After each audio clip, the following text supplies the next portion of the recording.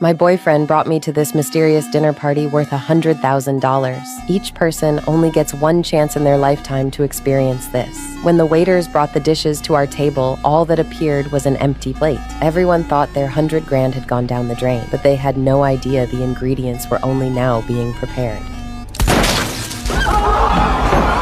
The executioner chefs in the kitchen watched this scene unfold with cold indifference, as if they'd seen it all before. Their calm composure stood in stark contrast to the panic spreading among the diners below. Fear began creeping through my veins. Then the ingredients were carried into the kitchen. Soon after, an appetizing dish of calf bone with rump meat was served. My stomach churned. One wealthy man couldn't stand the bizarre atmosphere any longer. He stood up, ready to leave and call the cops, but the female manager immediately blocked his way. She informed him that all boats had returned to the dock. The rich man casually said he could call his private jet. Facing his arrogance, the manager showed no fear whatsoever. Instead, she boldly asked him which hand he planned to use to make that call. What the fuck are you saying? Shall we choose? Choose what? Very well, left hand. The moment she finished speaking, the muscle behind her sprang into action. They forcibly dragged the rich man to the table and pinned his left pinky finger firmly against the surface.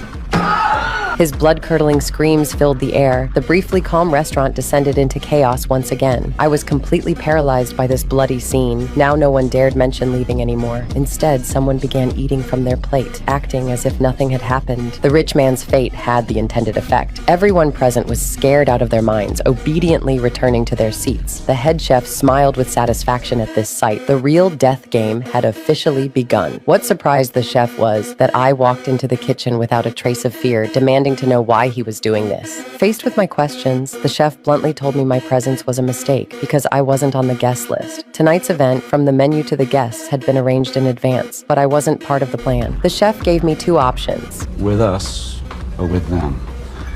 It's very important. And then you'll let me live? That you live? No. Of course not. Can't you see that? And that'd ruin the menu. We're all gonna die tonight. Isn't that right?